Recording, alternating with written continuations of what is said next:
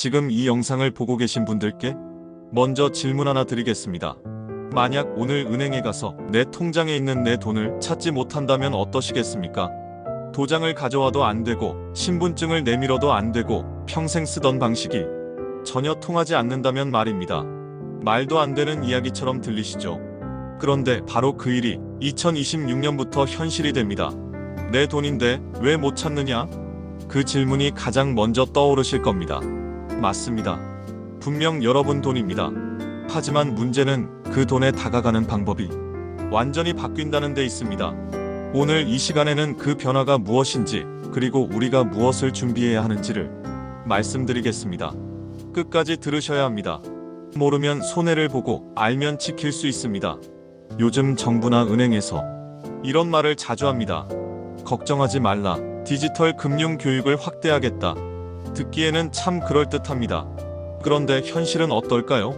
스마트폰을 거의 써본 적 없는 어르신들을 모아놓고 두어 시간 설명한 뒤 이렇게 말합니다. 이제 알아서 하시라.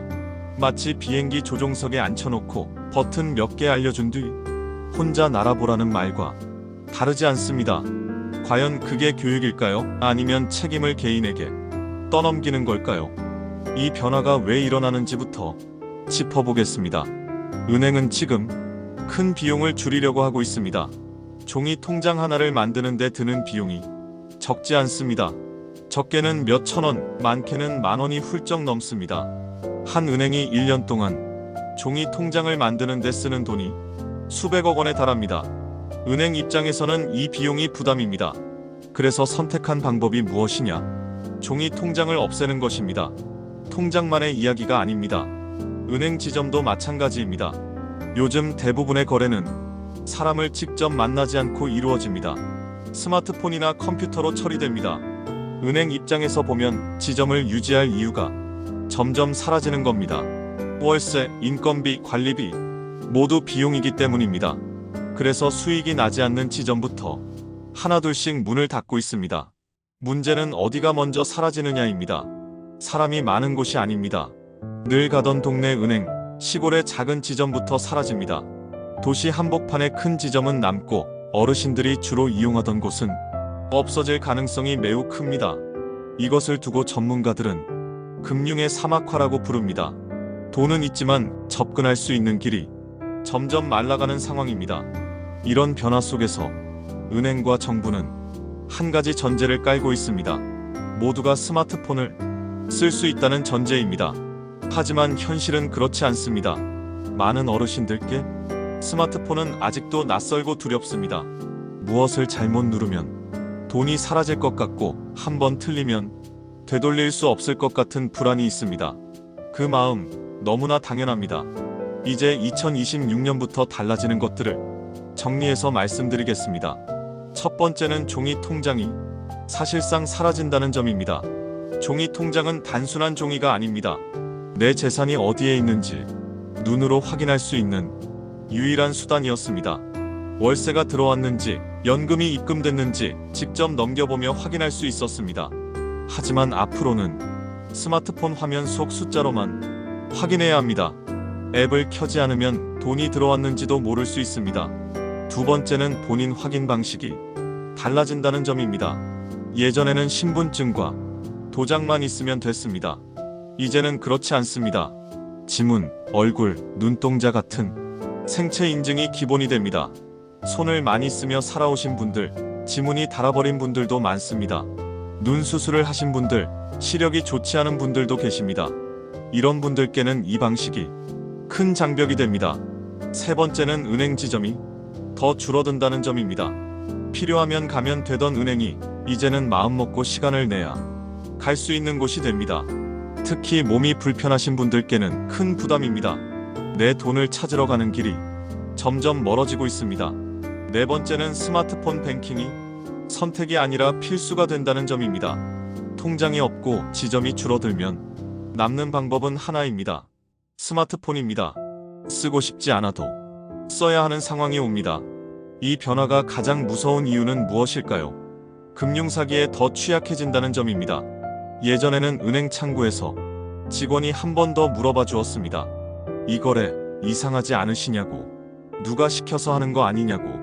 지금은 그런 보호막이 사라지고 있습니다. 모든 판단을 혼자 해야 합니다. 전화로 오는 대출 권유, 투자 제한, 은행을 사칭한 목소리. 이제는 인공지능으로 실제 직원 목소리와 구분이 되지 않을 정도입니다. 모르면 당할 수밖에 없는 환경이 만들어지고 있습니다. 이쯤 되면 마음이 답답해지실 겁니다. 우리가 뭘 그렇게 잘못 살았나? 왜 이런 불편을 감당해야 하나?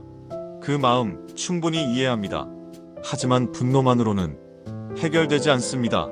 지금 필요한 건 준비입니다. 다행히 방법이 없는 것은 아닙니다. 지금 미리 해두면 훨씬 수월해집니다. 첫째, 생체 인증을 미리 등록해 두는 것입니다. 은행에 한 번만 가시면 됩니다. 신분증만 있으면 직원이 도와줍니다. 5분이면 끝납니다. 둘째, 은행 앱을 설치하고 어르신 모드로 설정해 두는 것입니다. 혼자 하시기 어렵다면 가족에게 부탁하셔도 됩니다. 복잡한 메뉴를 다 없애고 잔액 확인과 송금 같은 기본 기능만 크게 보여줍니다. 처음에는 2가지만 익히시면 됩니다. 확인하는 법, 보내는 법. 그것이면 충분합니다. 셋째, 가까운 시니어 전용 창구가 어디 있는지 알아두는 것입니다. 모든 지점에 있는 것은 아니지만 알아두면 큰 도움이 됩니다. 천천히 설명해주는 창구가 분명히 존재합니다. 넷째, 큰 금액을 찾거나 중요한 업무가 있을 때는 미리 전화로 확인하는 습관을 들이셔야 합니다. 그래야 헛걸음을 줄일 수 있습니다. 다섯째, 가족에게 금융 정보를 공유해 두는 것입니다. 혼자 사시는 분들일수록 더 중요합니다. 위급한 상황에서 가족이 대신 도와줄 수 있도록 말입니다. 이 변화는 막을 수 없습니다. 하지만 준비할 수는 있습니다. 지금 이 방송을 들으신 것이 그 첫걸음입니다. 처음은 누구에게나 어렵습니다. 하지만 한번 해두면 생각보다 훨씬 편해집니다. 끝으로 한 말씀 드리고 싶습니다. 이 변화는 여러분을 배제하기 위한 것이어서는 안 됩니다. 그렇지만 현실은 그렇게 흘러가고 있습니다. 그래서 더더욱 우리가 알아야 합니다. 알아야 지킬 수 있고 준비해야 당하지 않습니다. 오늘 영상이 도움이 되셨다면 구독과 좋아요는 큰 힘이 됩니다. 이 내용을 부모님이나 주변 어르신들께도 전해주세요. 한 분이라도 더 준비하실 수 있도록 말입니다. 궁금한 점이나 더 자세히 알고 싶은 내용이 있으시다면 댓글로 남겨주셔도 좋습니다. 다음 영상에서 더 깊이 있게 다뤄드리겠습니다. 정보는 아는 만큼 힘이 됩니다. 그리고 그 힘은 나이가 들수록 더 중요해집니다. 지금까지 시니어 생활안내소였습니다. 감사합니다.